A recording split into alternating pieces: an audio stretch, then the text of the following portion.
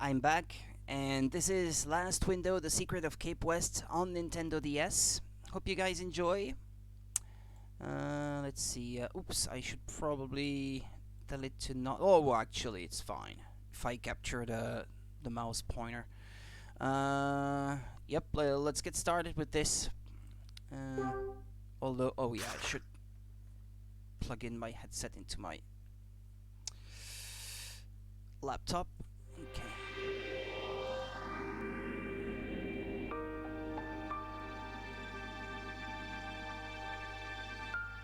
December 14th.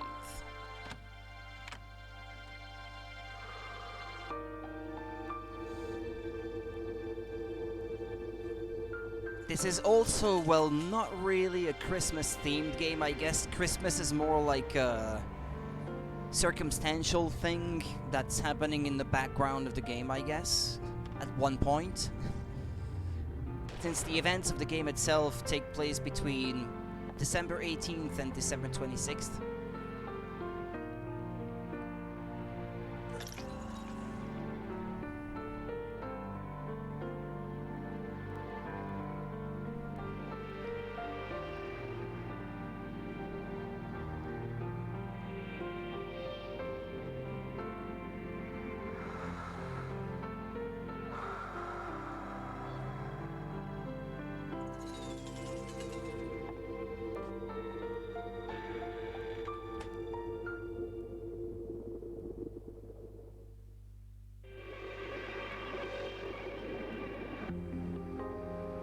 Should move the pointer away though when a cutscene is happening like this.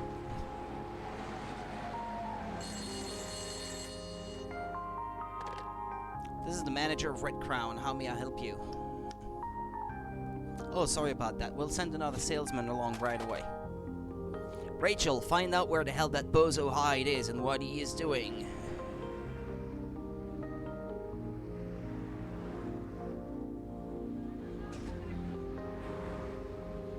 If it looks choppy, I think it's like that in the game anyway. Relax, Ed, I'm just taking a bit of a breather. A breather? This is work, not some kind of game, Hyde.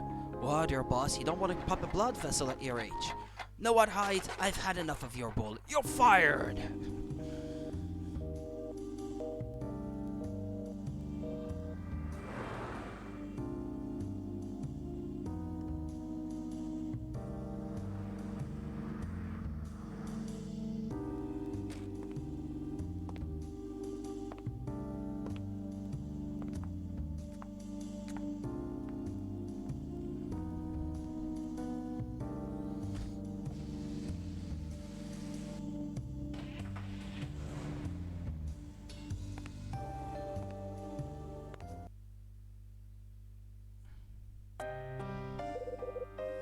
The name's Kyle Hyde. I'm a salesman for a 2-bit company called Red Crown. Quit my detective job in Manhattan and got out of the city a good 4 years ago. On the surface, Red Crown makes deliveries, household stuff, nothing exciting.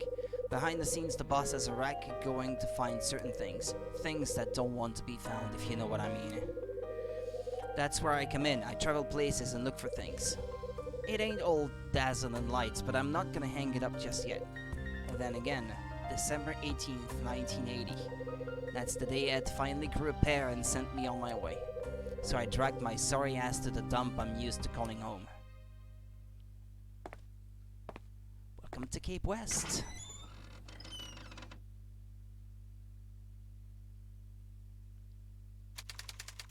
Chapter 1, December 18th, 1980. Almost exactly 40 years ago. Hey, is that...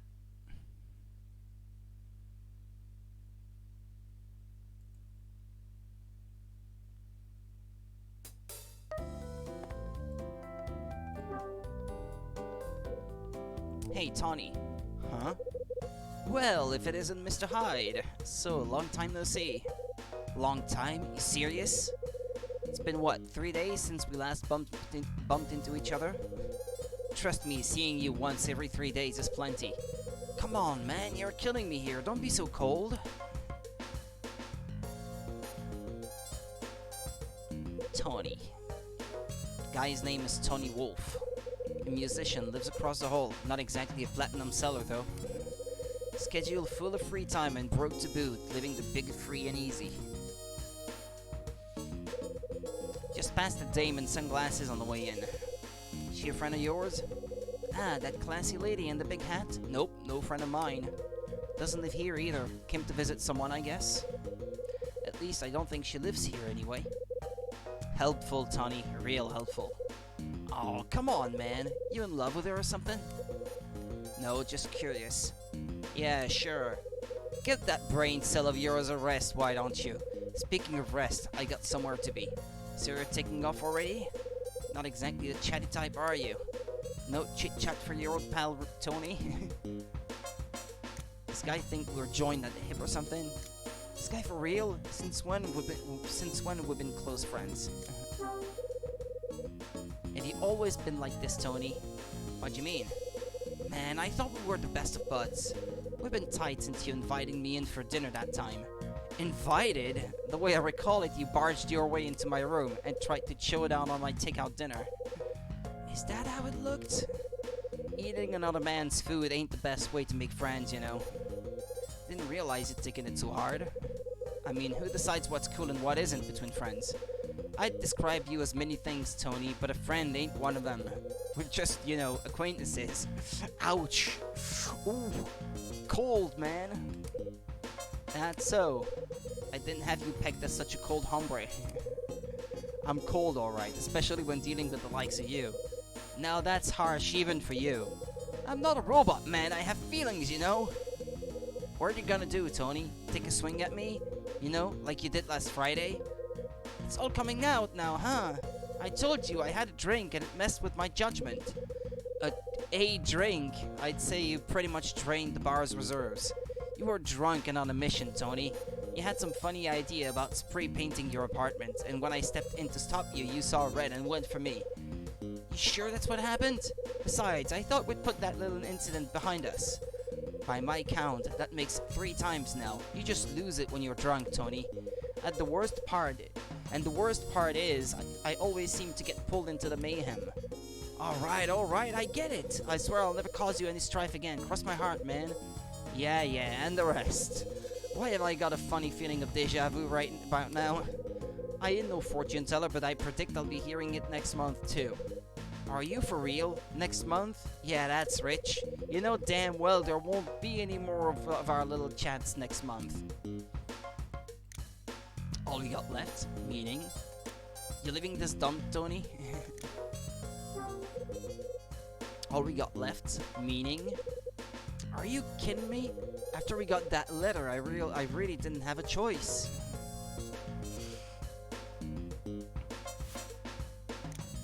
What letter?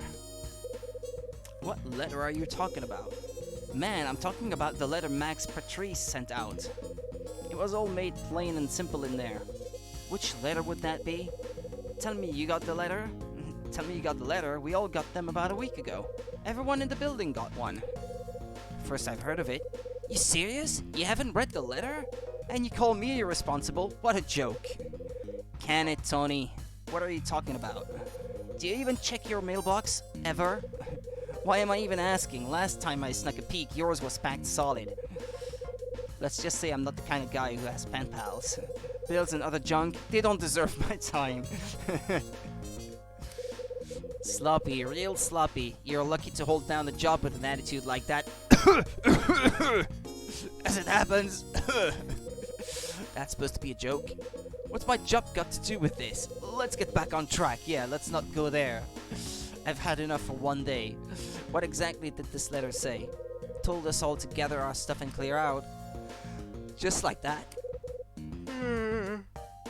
No reason? Nothing? Apparently our lovely landlady threw in the towel and decided to sell up. Place is gonna get knocked down is what I heard. What a day. First Ed drops the bombshell, then I hear this place is being sold. Hey guys! There's a voice coming from the stairs. Looks like someone's coming down.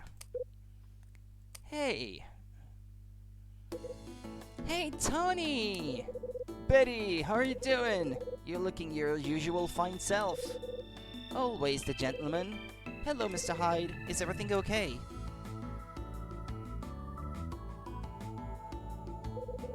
Her name is Betty Meyer. Rents room 203 and sells trinkets in the little accessory shop nearby. Always polite to everyone. Can't say I'm her biggest fan, though. You're nobody's fan, Hyde. So, what are you guys talking about? Get this. Senor Hyde here didn't know about the big eviction. Really? I thought everyone knew. Except me, apparently. Tony was just filling me in. Hyde being less informed than me. You couldn't make the stuff up. Claims he never even saw the letter. Would have just gone about his normal routine if I hadn't broken the news. No way. How could you not know? That's pretty funny. Yeah, that's right. Laugh it up. Oh, I'm sorry, but you have to admit it's pretty ironic. Now I think about it, it kind of fits in nicely with your personality. My personality? Type B, Mr. Hyde, you always act so focused. Then again, I guess we all have our quirks. Enough of the character profiling, Doc. They always act like we're sharing a college dorm or something. But the truth is, we barely even know each other around here. Hey, Betty, you got a place lined for after you move out? What do you mean? You know, like somewhere to stay? Oh, that. Yeah, I'm all set. Lease is signed and sealed. In fact, I'll be out of here next week. Wasting no time, eh? So where are you gonna be living from now on? Why'd you keep it all to yourself? We're buddies, aren't we? Now, Tony. If I go giving away my new digs, I have a funny feeling I'm gonna find you lurking around in the shadows. Me? Lurking? Don't take it personally, but this is one thing I think I'll keep for my real friends. Okay, I get it, buddy. Ouch, man. Everyone is so cold to this guy. Like, yeah, my real friends. Gee.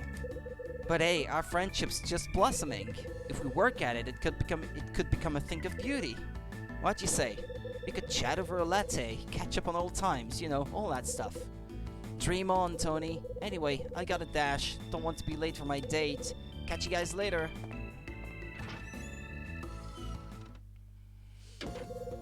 Damn, looks like I blew my chances. You think? She's got no idea of the heartache she causes. Just casts me aside like I'm not even there. Face it, Tony, you don't exactly exude charisma. Yeah, thanks for that, friend. Wait to kick a man when he's down, right? Sometimes I wonder what I'm gonna get myself out of this rut. Can't even drown my sorrows in a bottle without any cash. I don't know, maybe I'll go for a stroll, take in the night air. Later, man.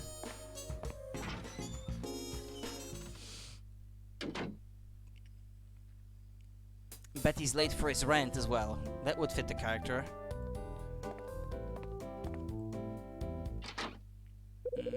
A door in the lobby opens and somebody comes out. Ah, the landlady. Ah, hello, Mr. Hyde. May I have a word? You've been late to pay your rent, and that's the umpteenth times already. Mrs. Patrice. Margaret. Her name is Margaret Patrice. Owner of the Cape West Apartments and lives here on the first floor. Took over when this place was a rundown hotel and fixed it up into apartments. To the locals, she's known as Mags. I could have sworn I heard Mr. Wolf's voice a moment ago. He was here, you just missed him. He was ranting about needing some fresh air. Oh, is that so? What a shame. Inquire, ignore. Hey. What's a shame? Or what do you mean? What do you mean? Mr. Wolf not being present. I was hoping to bring a pressing matter to his attention. The rent. What else could it be? What is it that's so pressing? Do you need to ask Tony something? Yes, I do. It's a fairly important thing too. Important? It's about his rent. Let me guess, he's come up short? Quite. This month marks the 4th in a row he hasn't settled his bill. I was going to ask him to clear his slate today. Typical Tony, squirming your way out of another financial situation. Looks like you got a problem there. Yes, I had hoped he'd be a little more forthcoming. After all, the rest of the tenants are such nice people. It's just Mr. Wolf, really. I suppose there's always one, though. Trouble does tend to follow him around. Actually, while I have you here, Mr. Hyde, there's the small matter of your rent, too. I guess that was burned into a part of my memory somewhere at the back or something. Yeah, about that. I'll expect $400 in total from you then, Mr. Hyde. If you could make sure it reaches me by the weekend, that would be perfect. Rent Dodger. Hello, Les Juarez. Welcome and Merry Christmas. Yeah, Rent Dodgers, the lot of them. Well, him and Mr. Wolf anyway. Got it, by the weekend. There is one other tiny matter, Mr. Hyde. Another one? Yes, concerning your mailbox. I know you're a busy man, but if you could spare a couple of minutes and remove some of the clutter, it'd be most appreciated. I always check when I pass, and room 202's mailbox is practically overflowing. Roger that, I'll take a look. Much obliged, Mr. Hyde. Well, I think that's my cue to go. Before you go, mind if I ask you something? What is it? Why did you decide to sell this place all of a sudden? I had a feeling you'd ask. Originally, I had no intention of giving this place up, but, you know, sometimes unexpected things happen and, well, it's complicated.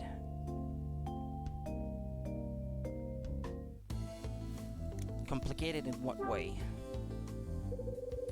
How's the situation complicated? Were you against selling the apartments? It really is quite complicated. I'd rather not discuss it. Why not? I don't think that's any of your concern, Mr. Hyde. I'd be grateful if you could refrain from asking me again. She might not like it if I press her too much. This might not be the right time. What could have happened? I guess I'd better bite my tongue and let it slide for now.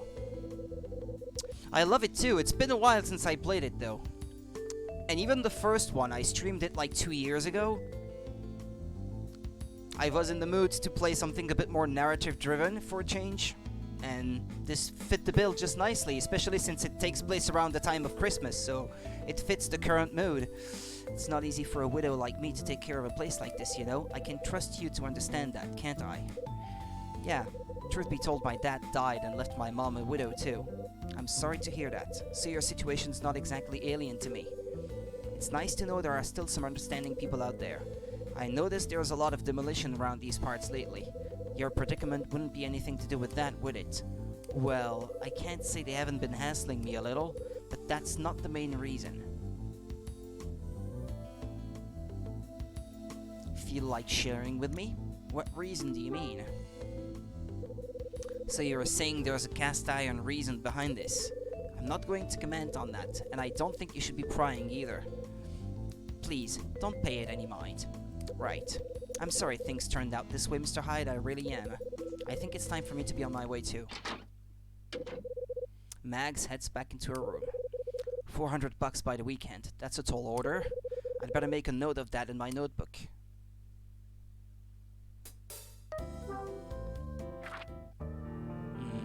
Notes, I guess.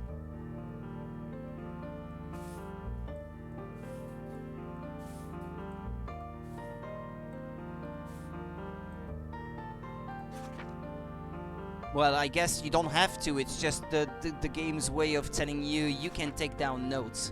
Doing that with a mouse though, since I'm emulating this on PC,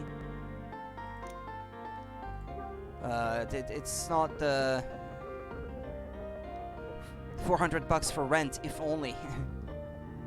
Yeah, the emulator is struggling somewhat. Yeah, I guess this is because it's saving to the external drive. I should copy the emulator back onto my PC and it would not struggle like this.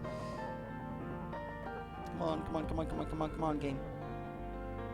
Progress saved. What, you mean it's not much? This is 1980 though, so adjusted for inflation, that would be a lot more probably. And this is in downtown LA, I guess, so the rent is perhaps more likely to be expensive there, I would imagine. She's right, I suppose. It's about time I bit the bullet and checked my mailbox. Ah, yeah, true. Yeah, the mailboxes are right there.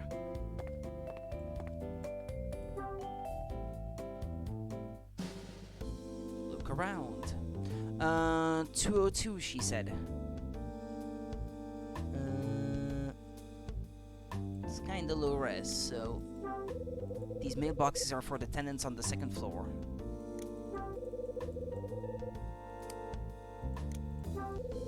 These mailboxes are for the third floor residents.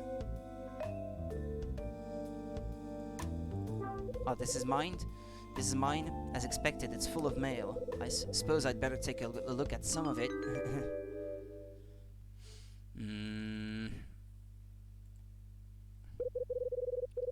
Damn, can't remember the combination. Think I've got it written down, though.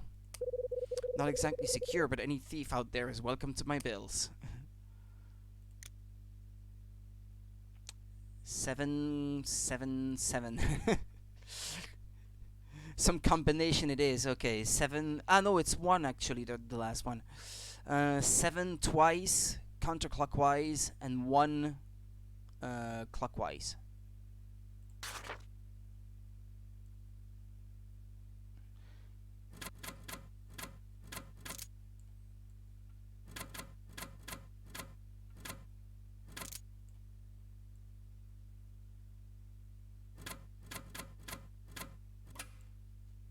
Okay, there we go.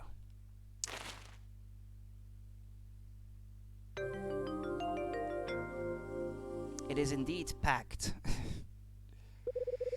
Been a long time since I saw this much mail jammed in there. Now, to find the one from Mags. There's a brown envelope lying on the floor. Nothing special, it's just an advert for some TV shopping trash.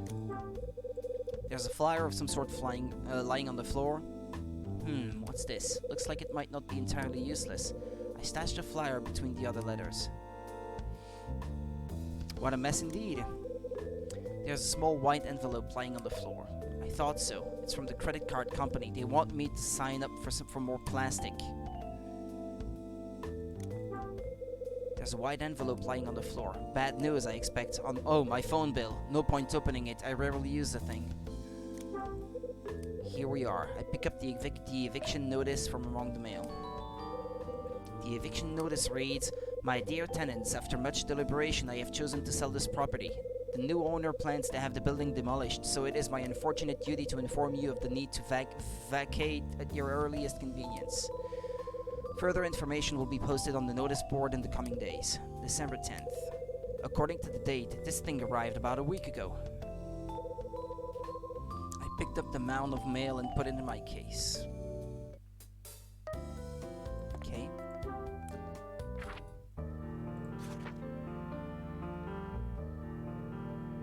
Oh, well, no, never mind.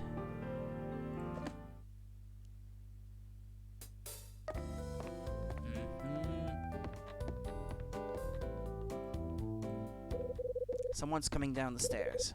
Hey, who's there?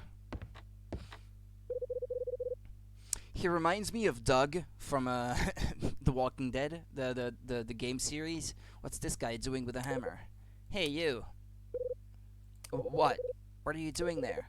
Me? What am I? I was just wandering around and thinking a few things through. Thinking? You serious? Yeah, is that a crime now? And I suppose the hammer helps you concentrate, right? You want to tell me what you're really up to? Looks like a Discord mod. This? Oh, I used this to fix the place up. Fix the place up, that's right. I was checking the hallways and doors, making sure it's all shipshape. The place is about to be demolished. Who cares about the state of the place? What's his name again? Oh, Dylan. This guy goes by the name Dylan Fitcher. Lives in room 304. He's a plumber and general handyman. Got a glum look about him. Wouldn't make a very good clown at a kid's party. Yeah, he has this nosy look on his face. Sticking his nose where it doesn't belong.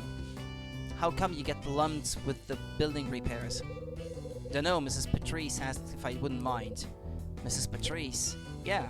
She must have noticed I got all the tools already. Got a hammer, a spanner, everything I need to fix the plumbing. So that's why she asked you. Must be convenient to have a free handyman. I guess so. Guess I'm the only one who didn't know you took care of all this. Could be. You're the only one who's ever quizzed me like this. Yeah, well, can't be too careful. Why are you even fixing the place up anyway? It's gotta be torn down, right? Sounds like a big fat waste of time to me. Mrs. Patrice was very clear. She told me to keep the place in good order, right up until the last day when the deeds change hands. Interesting. Anyway, I gotta rush. Yeah, it's more than a little bit suspicious, don't you think?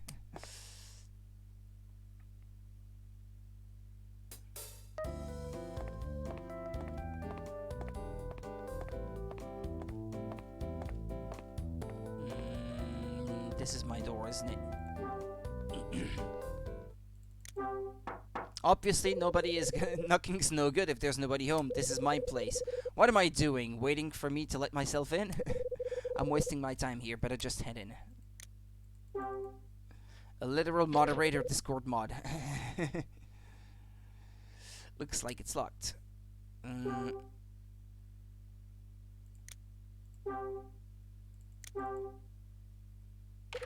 I use my key to unlock the door. There was a letter in the door. Something jammed in the door catches my eye as it falls to the ground. What the? I pick it up and take a look. What the hell is this? No name, nothing. Looks like I got me an anonymous letter. I know Mila comes to visit him at some point. Isn't that the letter? I take the anonymous letter and enter the room. Well, read it already. Damn, I gotta be out of this place within the month. Mysterious letter. Didn't see that one coming, did you, Kyle?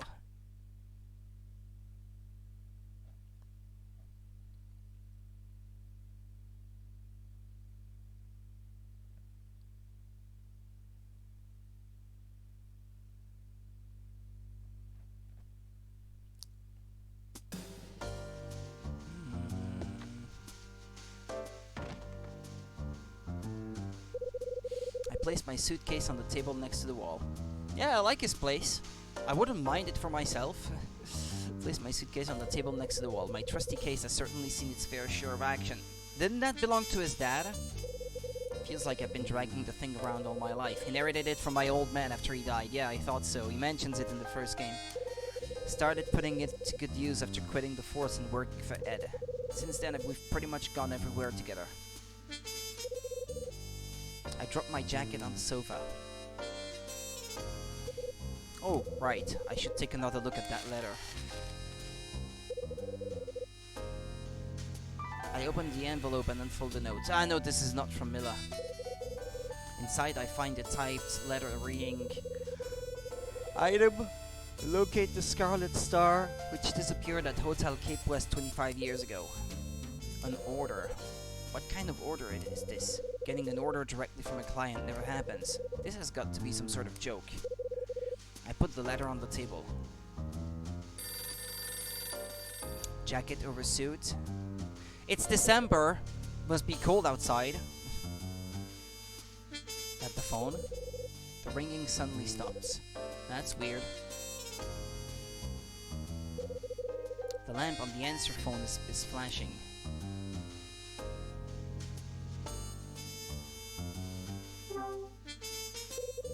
There's an answer phone hooked up. Makes me feel less guilty about ignoring calls.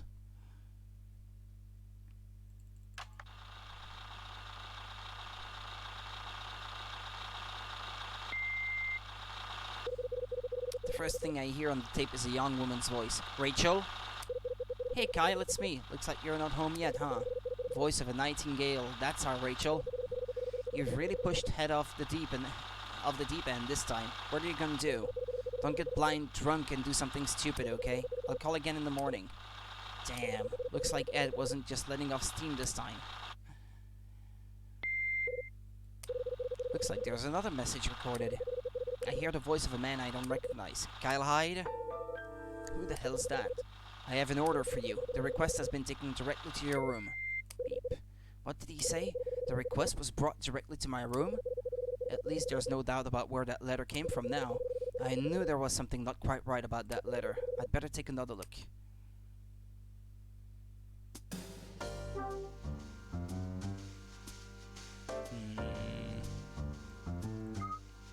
No, back out. Didn't he just leave the letter by the table or something? Or in the case? My case is lying flat on the table.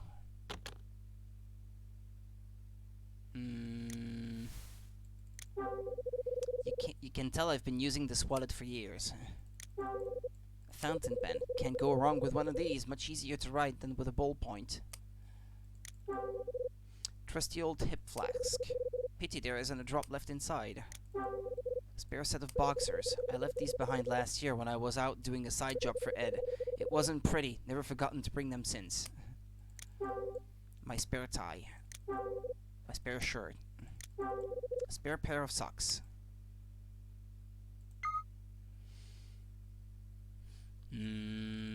Where's that letter? Or in the inventory? I know. Kyle isn't sponsored by Ridge Wallet. Sad. They weren't around yet back then, perhaps. I've stuck some notes on the wall. Important work-related business. Mostly it's just lists of what I have in stock and how much of it. Can't even read some of them anymore. The writing is all smudged.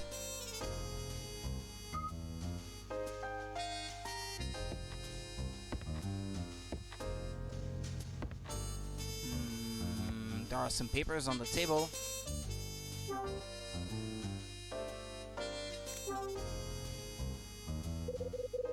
I reread the letter I found jammed in the door.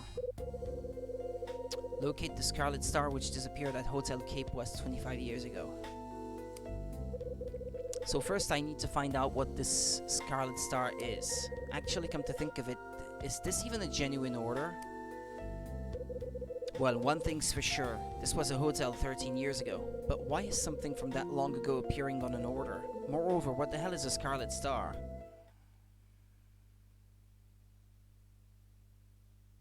Red Jewel. I'm gonna take a guess. As the night drags on, the fatigue drags me to my bed. Not exactly a sound night's rest, can't recall how many times I woke up. Just can't seem to fall into one of those deep slumbers. 4 years ago, after quitting the force and leaving Manhattan. Happy Christmas, Teacher Designs! Last window, let's go! How's it going, George? Merry Christmas to you too. I ended up working for Ed. He knew all about my past but still gave me work. Ed introduced me to the world of locating things that didn't want to be found. All good? Love Hotel Dusk? Haven't played this. I played this twice at least in the past, but it's been a good few years since I last touched it.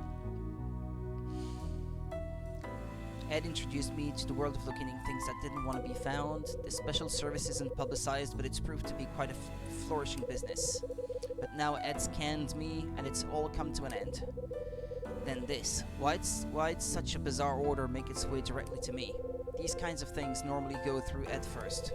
Does this mean that his little side business isn't as secret as he thinks? Even if that's the case, it doesn't explain why I've been roped into this. I realize I'm not gonna get to sleep and stop trying. I slip out of bed, head to the window and open the blinds. As I lean on the glass, I take in the view that stretches out before me. I should be looking right at the old LA night I know so well. But tonight something feels slightly different. As I idly stare through the glass at what's beyond, my mind wanders back to the day's events. You're fired! It's December 18th, 1980. Ed gave me my marching orders and I dragged myself home. There was someone waiting in the lobby when I got there. Right, that's when I ran into... in the lobby, that was Tony. Right. I met Tony right after I got in the door. He was the one who dropped the bombshell about these apartments closing. After Tony and I went our separate ways, I got into a conversation with Max. Curiosity got the better of me and I asked why she decided to sell the place. The reason she gave was that... people don't pay their rent. Yeah, people don't pay their rent, so I gotta sell this place, sorry.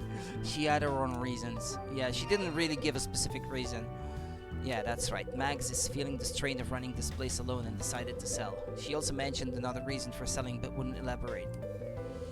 After that, I checked my mailbox as agreed and went up to my room. I opened the door just like any other night and went inside. There were a couple of messages waiting for me on my answer phone. The second one caught my attention. It was... From a guy I didn't recognize. Exactly, the voice I heard wasn't one I recognized. He told me that he'd left me an order to locate something for him. I'd normally get this kind of thing from Ed, but this time it came directly to me. It didn't exactly instill the most positive of feelings inside me. December 18th, 1980. I waited in my apartment mulling over what my next step was, but I had an uneasy feeling and couldn't seem to shake it. At that point, I didn't have any clue about the bigger picture. The Scarlet Star, something lost at the Hotel Cape West some 25 years ago. Why did that order sheet come directly to me, and how does this all connect to the past? I'm worried the search might set me on a path to something I might not want to know.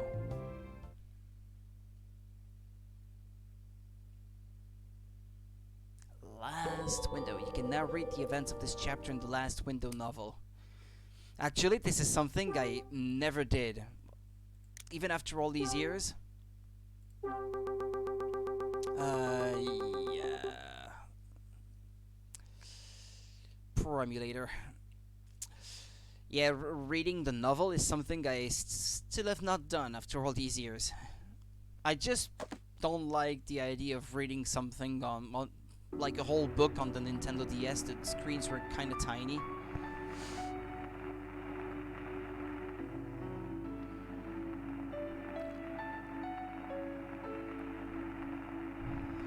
Mysterious Order. Sleepless Night. Chapter 2, December 19th, 1980. The alarm in my cramped apartment starts to beep. Oh, come on, can't you let me get just a little more shut-eye? Every morning I have to fight the temptation to get a gun and shoot the damn thing. Guess the only way to stop that damn beeping is to get up and hit it myself. Okay, I get it. Sounds like me every morning. I lift my weary head from the pillow and open my tired eyes. How would Kyle be in 2020? Well, 40 years older. He would probably be an old man, yeah. On the table beside my bed is that damn alarm clock. He'd be a boomer. He looks the type. He sounds the type anyway.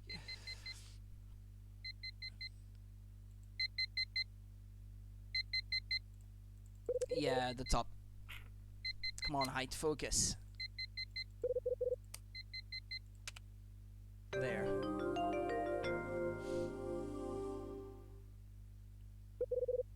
8 o'clock already. If I still had my job, this would be my cue to get up. Guess I don't need to worry about that kind of thing anymore, though. I throw my head back down on the pillow and fall asleep again. But the phone is about to ring. Yep, figures. Great.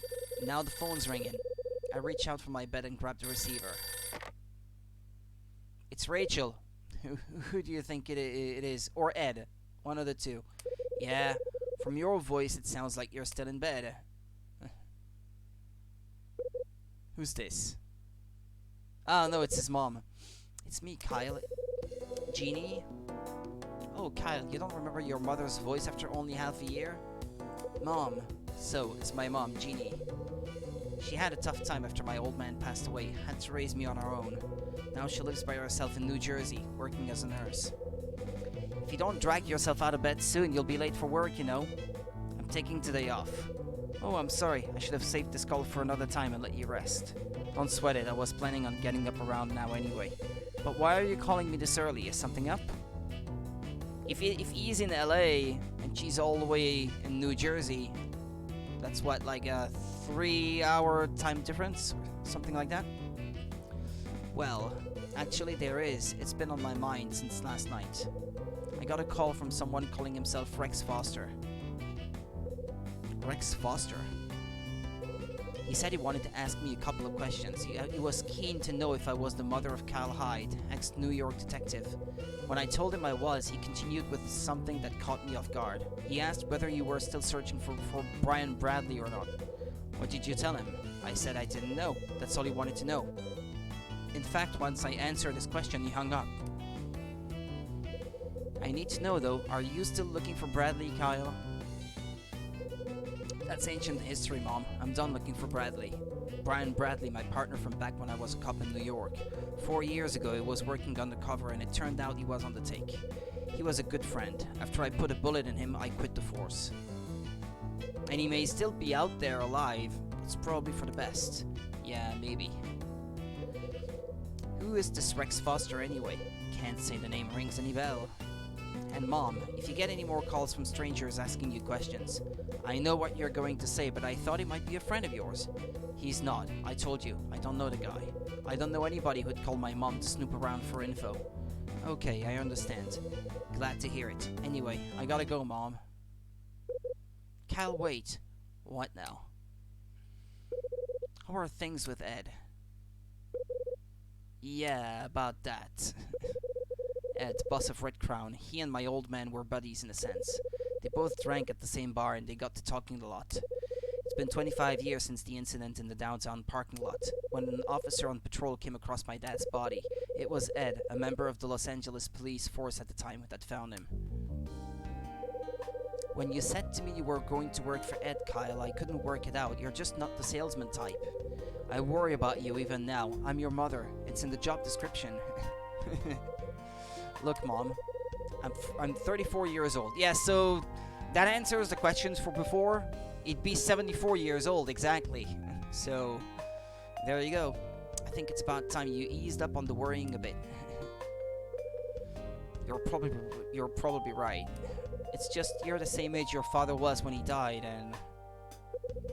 No, you're right, I worry too much. I'll let you go now, Kyle. Have a nice day off, and look after yourself.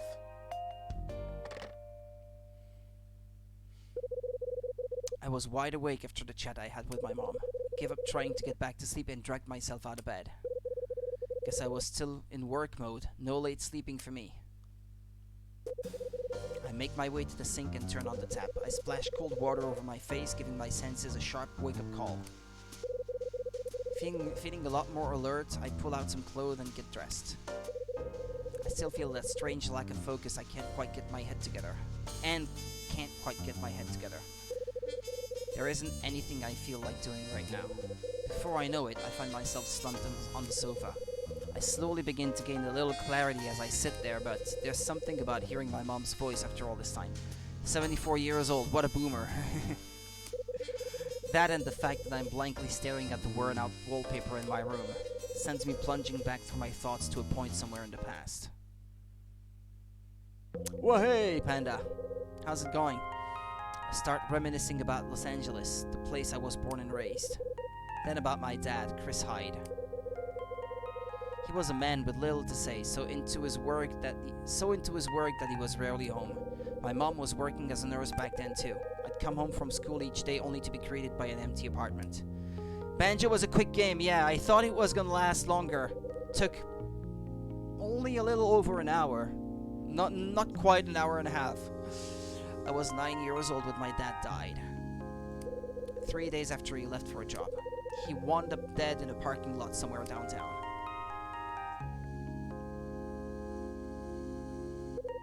I recall Mom crying for a solid week after it happened. After she managed to get her feelings together, she packed our stuff, then took us off to start a new life in Manhattan. Why did my dad have to die like that? Who wanted him dead, and why did we have to leave town? I had all these questions going around my head, but Mom wasn't talking. 7 years into our new life in Manhattan, when I was 16 years old, Mom decided to start talking to me about Dad. She chose this time to reveal something I didn't know about my dad. She told me that he used to be a safecracker. He'd reached the point where he wanted to wash his hands of it, but after he left home to do his last job, he never returned. His death was unexplained and the case remains unsolved to this day. 6 short years from then, I became a detective. I still remember the words my mom said to me on that day about my old man. She said that now I'm a detective, I can uncover the truth behind his death. I took her words lightly. After all, I knew about being in this line of work. I knew that getting to the bottom of the mystery surrounding a man's death could lead to truth that relatives of the deceased would not want to hear. Even with the tools I had at my disposal, I wasn't willing to dig. I quit the job and still don't know the truth. I return from my trance-like state, draw a long breath, and stand up from the sofa. Just me and my thoughts.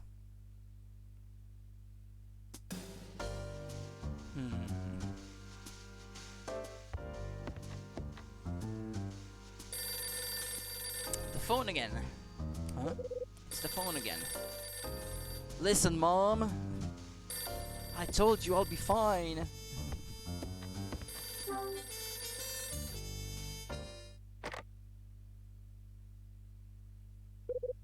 Hey there.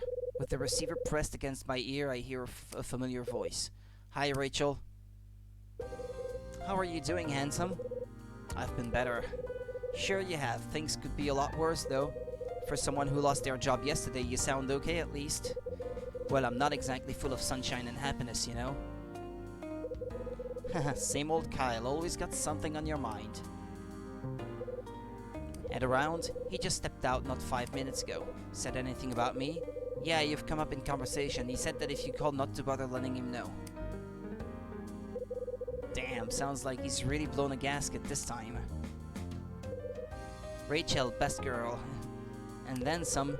Can you blame him though? Some people might say he made the right choice. 3 days after leaving on a job and not a single phone call to check in. You didn't even show up at the place you were supposed to be heading to. Maybe I did kind of have it coming. Yeah, he's kind of unreliable on his job. Still, even given the circumstances, why'd he choose now to fire you? I mean, it's not like this is the first time you've slacked off on a job. Hey, did something happen between you two? Could have been because I told him I don't want to do this kind of work anymore. Yeah, that'd do it.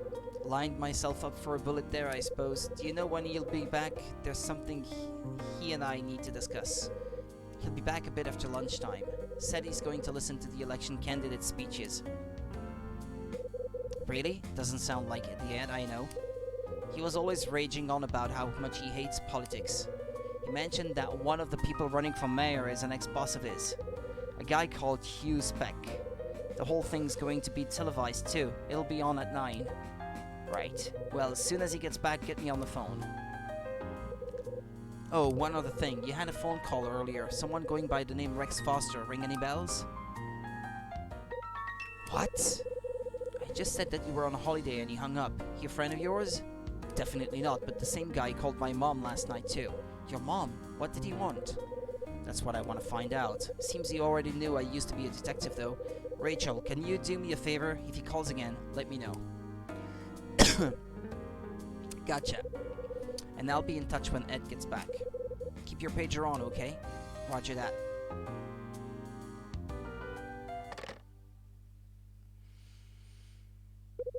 I don't envy Rachel. She's Ed's PA, but also struggles to keep me and Ed civil.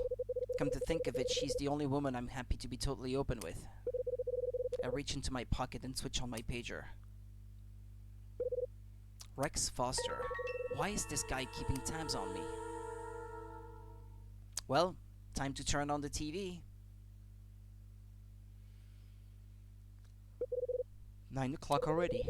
That's when Rachel said they'd start showing the speeches on the news. I guess if Ed's made the effort to drag himself along to listen, I might as well switch on the TV and give it a try. Got nothing better to do.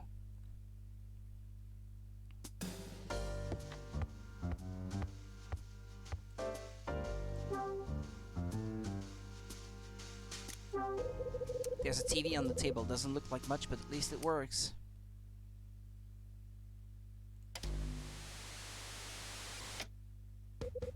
There's an old cartoon on. Pinky Rabbit! Pinky Rabbit, huh? That takes me back. I used to love this guy.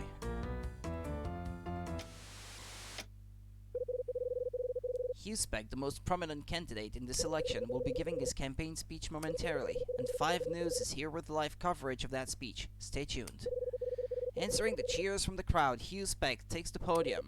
Speck is a retired LAPD officer and is even now working to stamp out petty and organized crime in the city. Today at 4 p.m., 5 will be airing an exclusive look at the man himself. Don't forget to tune in. This is Robert Harrison for 5 News, signing off. Hugh Speck, an ex-cop and also Ed's old boss, trying to become a mayor now. Ambitious guy, looks like he's got a special TV slot at 4 o'clock. Think I'll check it out. I should really clear away these empty bottles of booze. One of these days I'll get out of the habit of leaving my empty beer cans lying around. One day. Maybe. What next? Someone at the door. Someone buzzes my room. Who's there?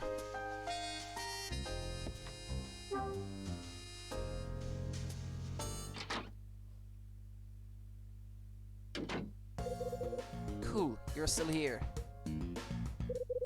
Great, what do you want? You know what time it is, right? Trust me, man, I wouldn't be here if it wasn't important. It's always important with you. Go on, spill it. I need your help, like, I really need your help. I'm not in the mood for any trouble. Calm down, will you? Okay. Just calm down. Spit it out. What's wrong?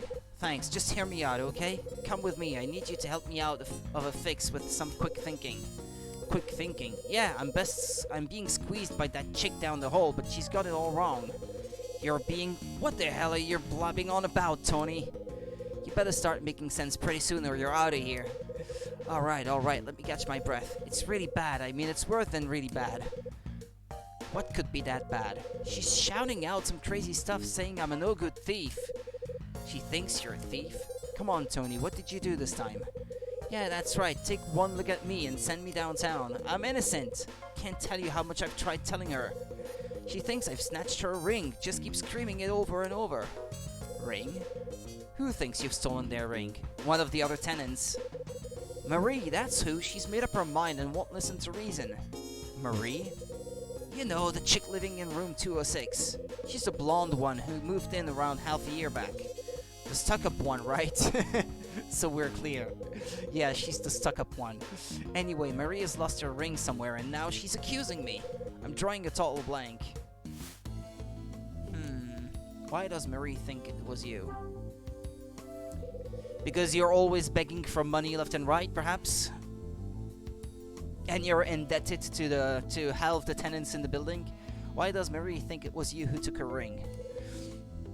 Search me. She's gotta have a reason, though. I mean, she's not imagining it, right? I got no idea what she's thinking. I told you, it doesn't make any sense to me. Did you try asking her why she thinks it was you? Yeah, but she just came out of nowhere and barged into my room, demanding that I return her precious ring. She wouldn't even let me speak. So you didn't do anything that could have led her to suspect it was you.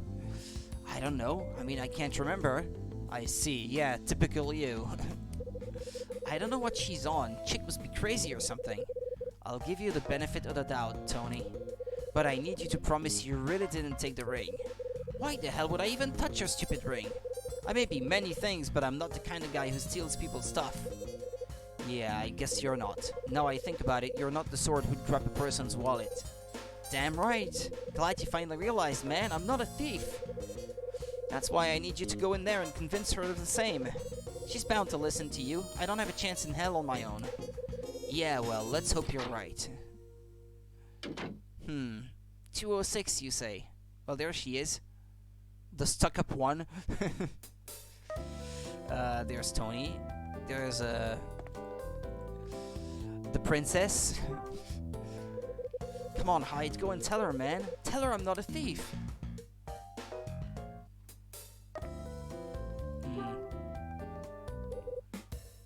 You got a moment? Maybe. What do you want? Looks like you and Tony are having some sort of disagreement. You could say that.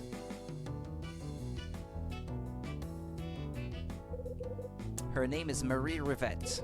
She moved into 206 about half a year ago. I don't know the first thing about her. Can you tell me what happened? My ring's been stolen, that's what. It was that guy from room 201. He did it. Why are you so convinced it was him? Why are you so convinced it was him? Simple. He was the only person around when it went missing. He stole it right out of my room. How can you be sure? He must have taken it this morning when I went to the vending machine in the lobby. I planned on going straight back to my room, so I left the door unlocked. Is that all you've got to go on? Not quite. I passed him on the stairs on my way down. He was heading up to the second floor. I think he seized that opportunity to snoop around in my room and snatched my ring while I was away. So that's why you think it was him? Exactly. Seriously, that's the only reason you think it was him? It's got to be, I'm sure of it. After all, he was the only person around when he went past my room and saw the door was unlocked. He what? Well, it's no secret that he's short of cash, and I'm sure he's no stranger to taking other people's stuff either. No stranger? What the hell? So, getting too close to the truth, am I? Don't play the innocent with me. I've seen you borrowing money from other people in the building. I don't have to listen to this crap. Take it easy, Tony. Waving your fists around ain't gonna help your case. Yeah, I know, man. Mr. Hyde, I don't know why he's decided to involve you in this, but all I want is for him to return my ring. Yeah, she's lying about it or something like that, as I recall. Like, she needs money herself or something, and she's pretending that it was stolen to sort of get money out of someone or something. I can't quite remember the finer details of it, but nobody stole our ring, at least that I can remember. She knows where it is or something like that. When exactly did your ring go missing? I'd say about an hour ago. When I got back from the lobby, my door was open. This was unusual, but I headed inside and soon noticed my ring was gone. It wasn't in the place I remember leaving it. I knew what had happened immediately. He stole it.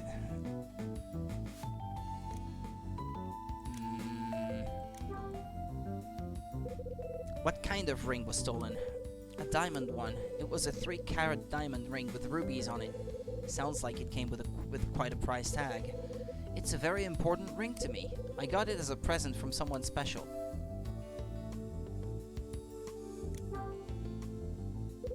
Where did you leave the ring? Where? Inside my room, of course. Though I don't see why I should share that sort of information with you. Do you see now, Mr. Hyde? Do you understand why I think he stole my ring? It's not that I don't understand what you're saying, Marie, but Tony's telling me a different story. He swears he didn't take it. You tell her, Hyde. That's what I've been saying from the start. What would I want with the stupid ring anyway? How can you be sure it wasn't shaken by someone who snuck into the building? After all, anyone can just wander in here. There are some weird people about. Like last night when I saw this suspicious lady in sunglasses going out the door. Who the hell was that? You saw her too, right, Hyde? Yeah, I saw her. Well, I'm not convinced. It goes without saying that there are suspicious people around, but if you ask me, you're the most suspicious one of the lot. Would you just drop it already? Hey, get your hands off me! Tony. Huh? Can you people please keep the noise down? What's all this shouting in aid of, anyway? Betty, you've got to hear me out. It's Marie. She's saying all kinds of crap about me. Yeah, she thinks you've stolen her ring, right? And keep your voice down unless you want the entire block to hear you.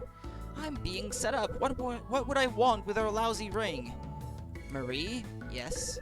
About the ring that you say was stolen from you. It's that diamond one you always wear, right? Yes, that's right. So you've seen this ring before, Betty? Yeah, I've seen it. Don't know if the diamond's a real one or not, though. Of course it's real. I hate to say it, but I think you're pointing the finger at the wrong person, Marie. So it's settled. You do believe me after all. Slow down there, I never said that. But I just think that your version of events is more believable than hers. What did you say? Marie, this isn't the first time this kind of thing has happened, is it? I don't know what you mean. Come on, think back. It was when you first moved into this building. You were ranting about some of your stuff going missing then too. Correct me if I'm wrong, but didn't you blame the whole thing on Billy from 205? In the end, though, it turned out that the moving company just messed up. What I'm trying to say is, before you go blaming Tony, why don't you try searching your apartment again? And if you really want to continue this ruckus, do it somewhere else. I can't hear myself think with all the shouting right outside my door.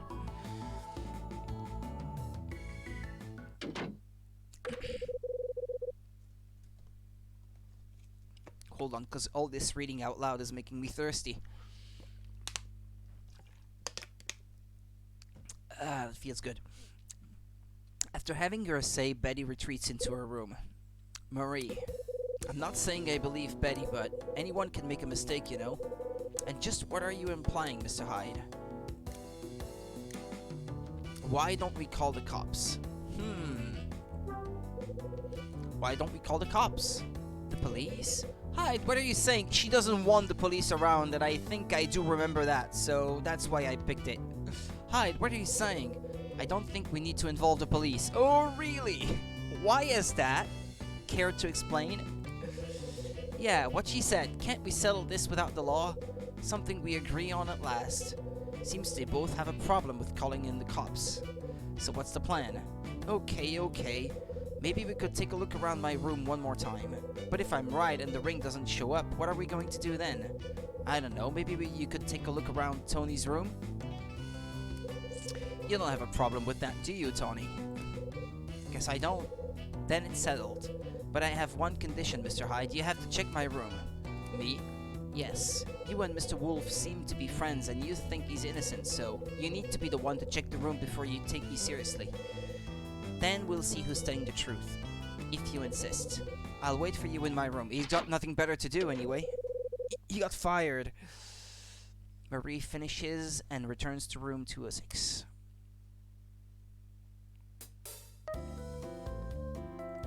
Should I talk to Tony a bit more? Hey, Hyde. Get with it, man. Go check out Marie's room.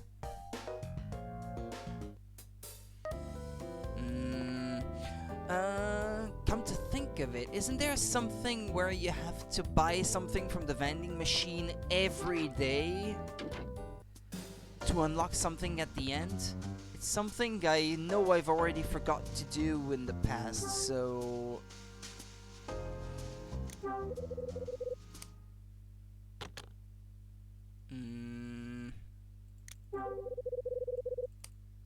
I know, he doesn't want to take his wallet with him.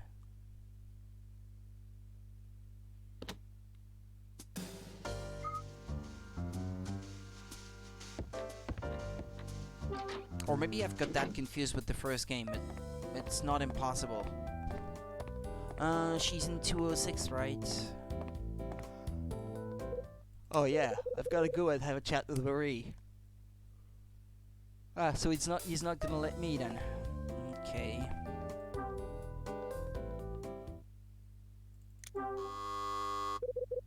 The door is open. Come on in.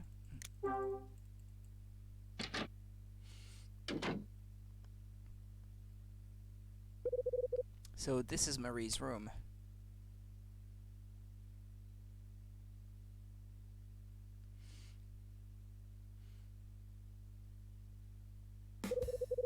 Please come in, Mr. Hyde. Search as much as you like, but I doubt you'll find anything. Don't be so sure, I can be pretty thorough.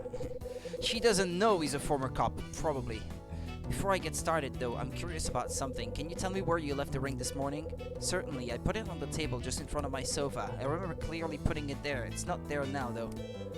Remember clearly, huh? Do you normally wear the ring, Marie? Yes, but I do take it off and place it on my bedside table before going to bed. Any other times you take it off? Well, yes, when I wash my face or if I'm cleaning dishes in the kitchen, for example. Also, I usually take it off when I'm putting on my makeup. I see. Well, if the table is the last place that it was, let's check this place first and foremost. Before anything else. There's a white linen tablecloth on the dining table. It kind of looks like a cake. Nah, that's only because it's just flat polygons. Hyde. There's a matching white coffee pot and coffee cup on the table. The pot is stone cold. It must have been a while since she heated up the water. The newspaper on the table has yesterday's date on it. Serial robberies at jewelers. Yeah. That wouldn't have messed up with her head and given her the idea that her jewel got stolen, right? That she just happened to read it in the newspaper. It reads December 18th, serial robberies at jewelers. Due to the recent spate of robberies targeting expensive jewelry, the Los Angeles Police Department has requested that all parties who may be a target tighten their security. The LAPD is aiming to apprehend these criminals as soon as possible. But according to a source in the department, they currently have no leads to work from. Looks like a piece on jewel thieves.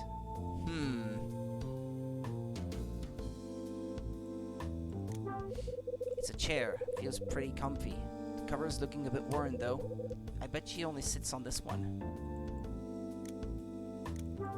I was thinking of checking the floor under the table.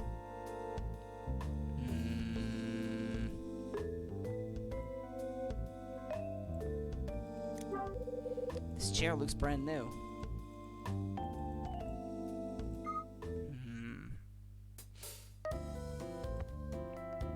Oh, oh, that's an emulation glitch. The whole place is black.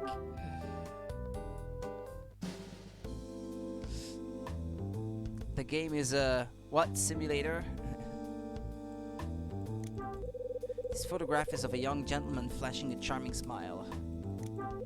On the chest of drawers is a photograph of a young woman. It's a dresser with a huge mirror on it. Someone likes looking at herself. Ah, there's the ring! As it happens, there seems to be something lodged between the dresser and the chest of drawers. That was a fluke, actually, because I didn't remember where it was. What's that? Looks like something shiny has dropped down between the furniture. Well, what do we have here? Damn, looks like my manly arms are too big to fit into the gap. Hey, Marie, what is it? Mind if I shift this dresser a little? Good luck. Thanks for the support. PC can't emulate a DS game. My PC isn't the best either, so that doesn't help. That dresser is fixed tight to the wall and there's no easy way of moving it. Good idea in my opinion. I wouldn't want it falling every time we have an earthquake. Then we may have a problem. Great, now what? What is it, Mr. Hyde? Looks like something's fallen between the dresser and the chest of drawers. I'm gonna get a closer look. Between the dresser and the chest of drawers? Yeah, right between the two. Are you sure you're not just seeing things? I can't make much out at all. You never know, it could turn out to be your ring. Problem is, I can't get my arm in to pull it out. Got anything lying around we could poke in there to get it out? Like what? Doesn't really matter what it is, just has to be thin enough to fit into the gap. Nothing really springs to mind. If you find anything that looks likely to fit, feel free to give it a try. A wireframe coat hanger or something? Great, looks like I've got another search on my hands. Ah, okay, no, it's back to normal. The visuals are back to normal.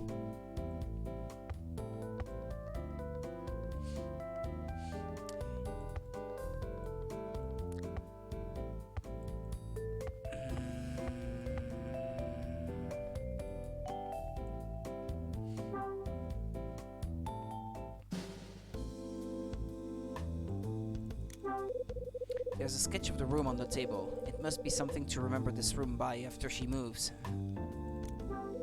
There's a cup on the table. There's coffee in the cup, but it's getting pretty cold. It must have been a while since she poured it. There's a white box resting on the tabletop. Inside I can see it's packed full of cookies. The lid looks like it might just be small enough to fit into the gap. Oh. I pick up the box lid. Well, okay. I didn't think this would be the thing I have to look out for.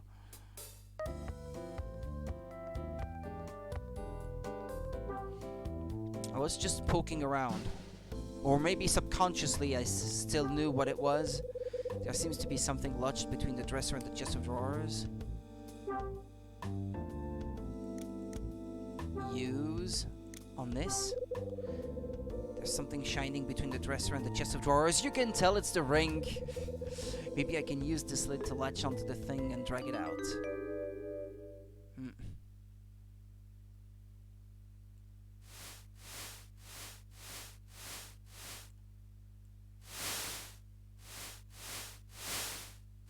Great, I pushed it further. Oops. I pushed it even further.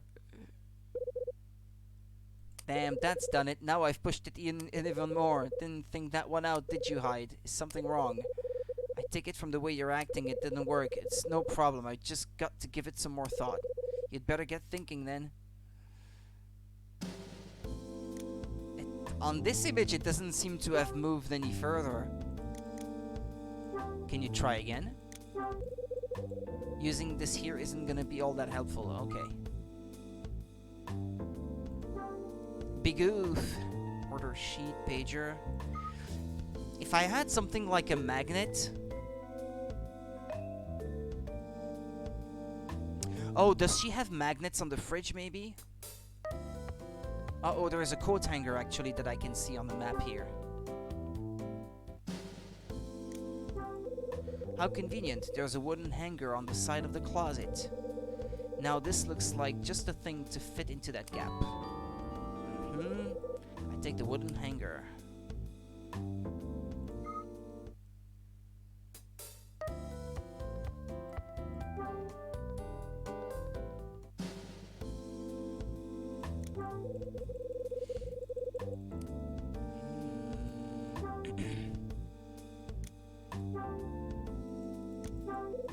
There's something shining between the dresser and the chest of drawers. Maybe this hanger is just what I need to pull the thing out.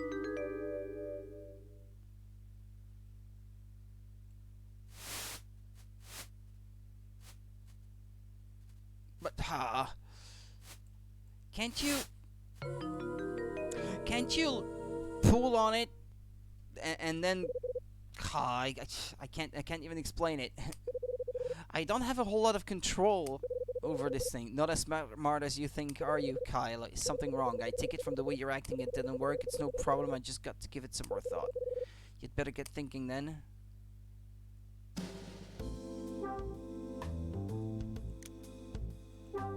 It does look like this is the thing, though.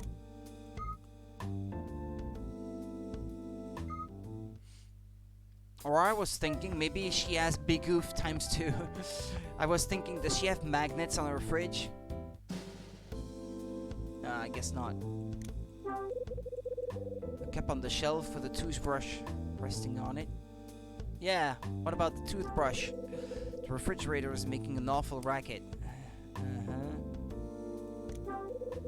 Cupboard doors are kind of busted up. It's IKEA, man.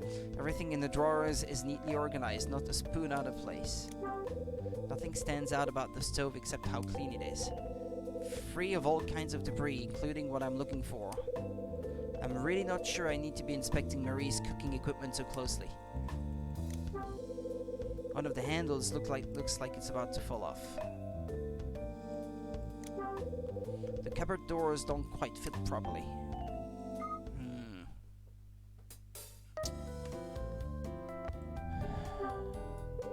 Mr. Hyde, I'd rather you didn't go snooping around in my bathroom. I never even take my ring in there.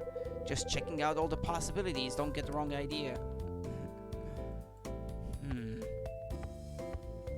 Well, on this table I already checked.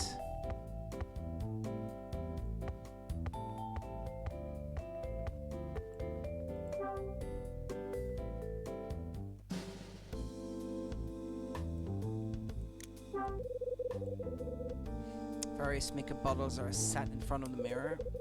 She sure has a lot of different kinds of makeup. I'm running out of ideas. Oh, wait. What's that? What's that just there? Wasn't she? Yeah. A thread and needle, maybe? It looks like she's been sewing something. Mary must have left this dress and sewing box here. Yeah. Thread and needle. Mary must have left this thread here. That's got my mind working. Looks like I'm moving in the right direction. This should fit between the furniture, but it's too dinky to actually pull anything out. I take the thread. What about the needle?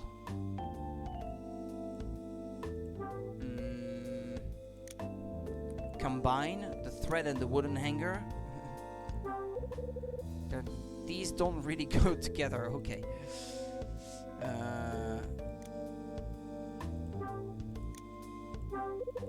Yeah. use the big brain meme.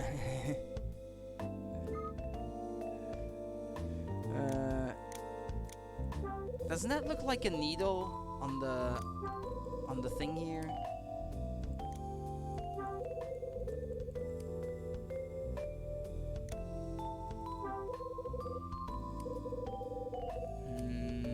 No, there's no needle in it.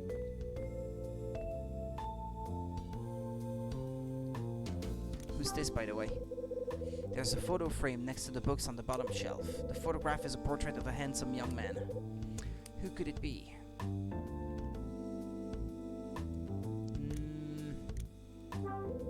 There are 3 cushions on the sofa. They feel like they're made of linen. They have stripes on them, like the wallpaper. Can't say I'm a stripes sort of guy. Looks like a Chad.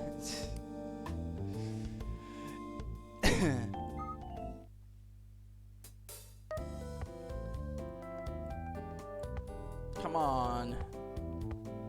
Some kind of needle.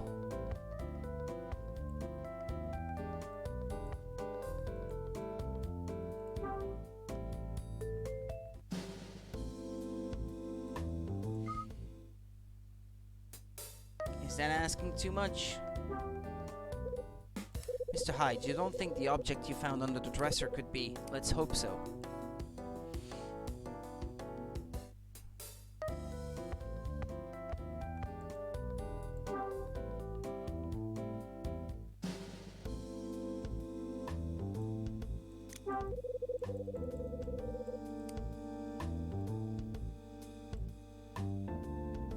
Yeah, by itself he said the thread wouldn't work, so the TV is spotless, but it's not actually plugged in. Priorities, I guess. Photograph of a young woman. That's what I was thinking, yeah. Well, I can't go through these drawers, it seems. Oh, there, in the pantry, perhaps. I think I'll have a poke around in the closet. Several boxes of women's shoes are cluttering up the closet. These shoes look pricey. How many pairs of shoes does a dame need anyway? Never enough. Shoebox with a blue lid. Can't see a price tag, but I bet these shoes were expensive. There's a dark gray jacket scrunched up at the back of the closet.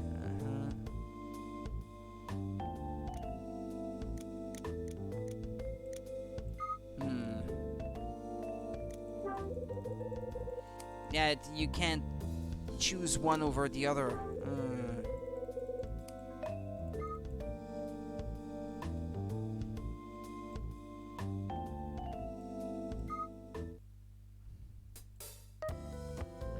Or these, perhaps. There are some drawers there. Bookcase. It bears the telltale signs of a long life of heavy abuse.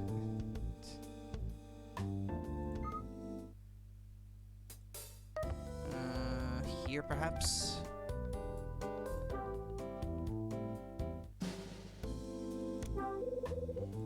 Nothing but shoes. A wooden cabinet with 3 drawers. It's not the first I've seen and it won't be the last. Ah, there we go. Safety pins. Now this is a definite plus. I'm pretty sure one of these will come in handy. It's a safety pin. Looks like there's a tape measure inside. Could be useful, you never know. Actually, this could have worked. Also, first aid kit. Hopefully I won't end up needing this. A nylon covered notebook and a black ballpoint pen. Okay.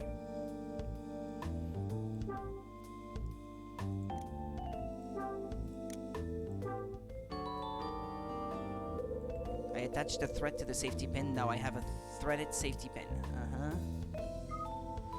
Yeah, I could use the tape measure, but I think it wouldn't work anyway.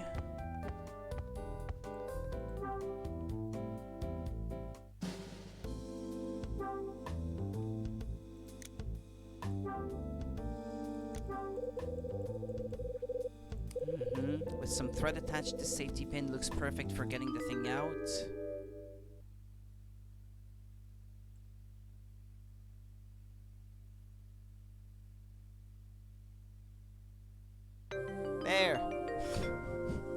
got it.